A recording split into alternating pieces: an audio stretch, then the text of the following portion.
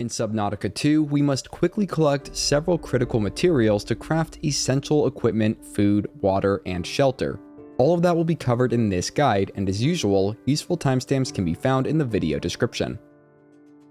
Just after reaching the end of the tutorial section, we can find several nutrient bars and a basic first aid kit in the nearby storage to keep us sustained for a few in-game days. For water, we can grab water slugs off the seafloor and convert them into fresh water at the fabricator.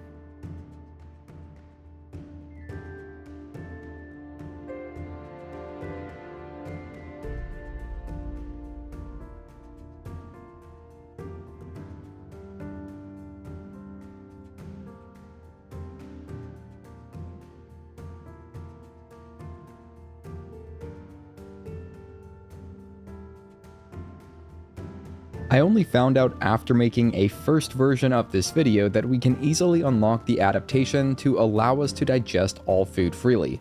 We just need to journey about 160 meters north of the life pod and interact with a large structure to unlock it.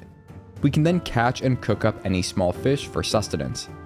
The rest of this video is still full of valuable information, so I'm going to leave the rest of it unedited. Just know that you will not be dependent on salt for making edible food after getting this adaptation.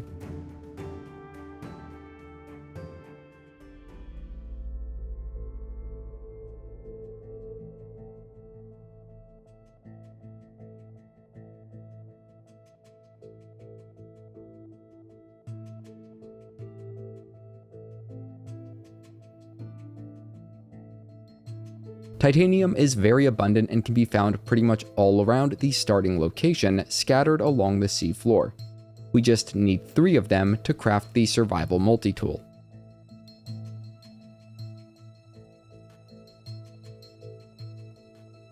We will next need quartz, and this can also be found on the seafloor as well as in coral domes that have been cracked open.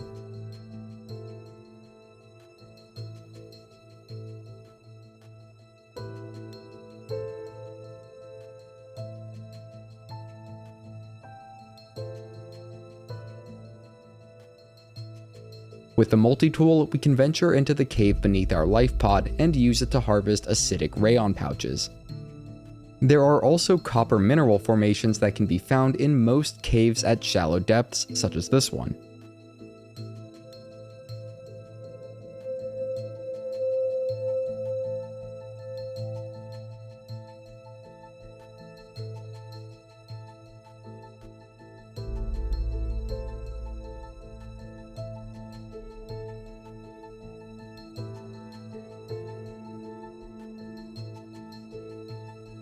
The copper and acidic Raion pouches can be used to craft a basic battery at the fabricator.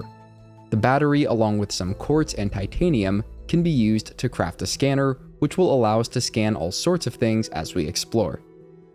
Importantly, we can scan the tech remnants left over by other colonists to unlock new recipes at the fabricator, but more on that in just a bit.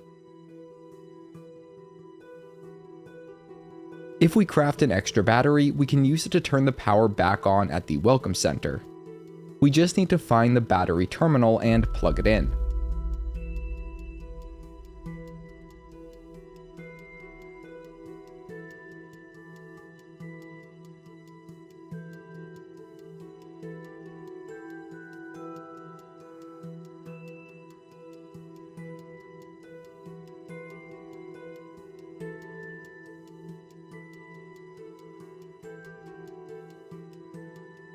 With the power restored, we can interact with the Biolab to equip a passive and active Biomod.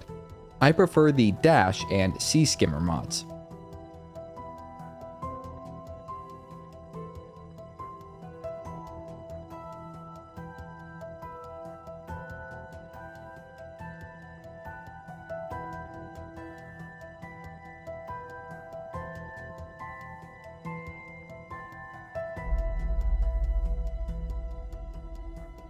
The next materials we need are Fibrous Pulp to make fiber and Lucifer Rotsack to make rubber. The multi-tool can be used to harvest various plants for the Fibrous Pulp, such as the feather kelp within the cave that is just below our life pod. For the Lucifer Rotsack, we need to locate the cradle shoot roots and harvest them. They are especially easy to see at night.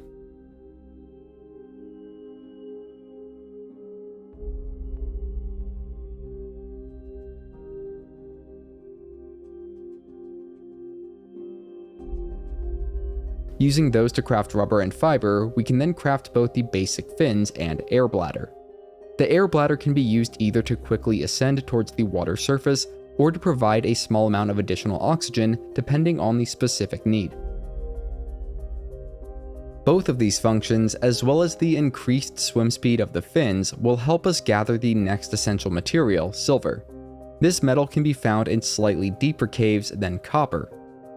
I found a good one about 120 meters north of the life pod. It appears that silver formations can be found at around 60 meters of depth.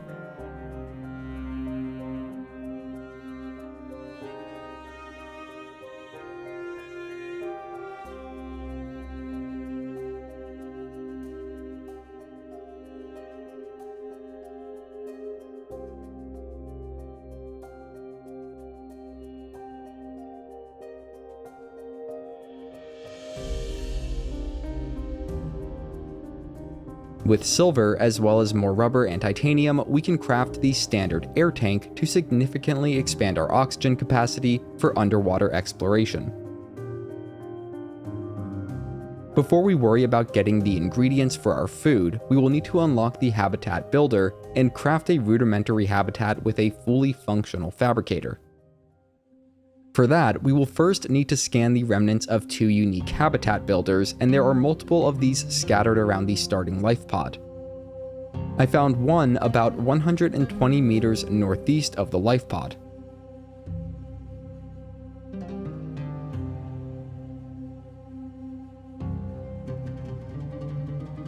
A second should be found around 160 meters northwest of the life pod.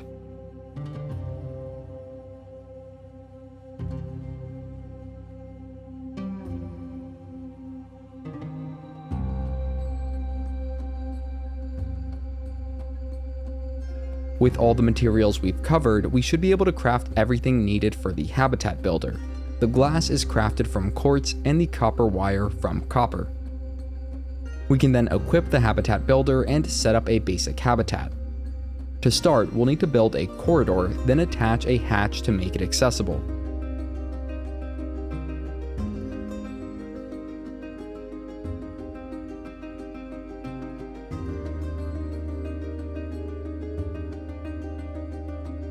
Once that's done, we will need to put a fabricator on the inside and a solar panel on the outside. The solar panel will only provide power to the habitat during daytime hours.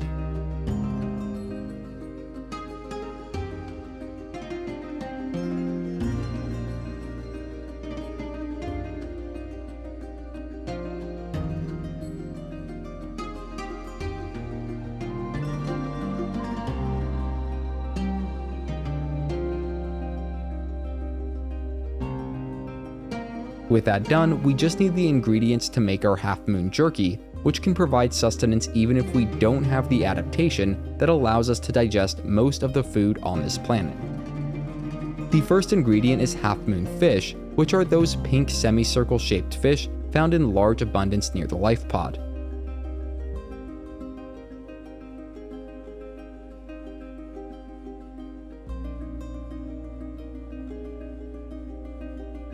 The second ingredient, salt, is a little harder to find, at least in my experience.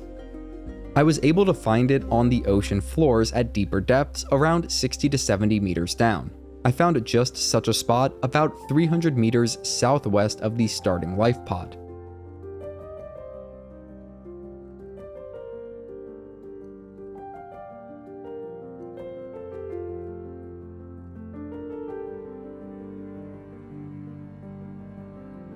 With both the salt and half moon fish, we can return to our little habitat and, when it's daytime, use the fully functional fabricator to make some half moon jerky.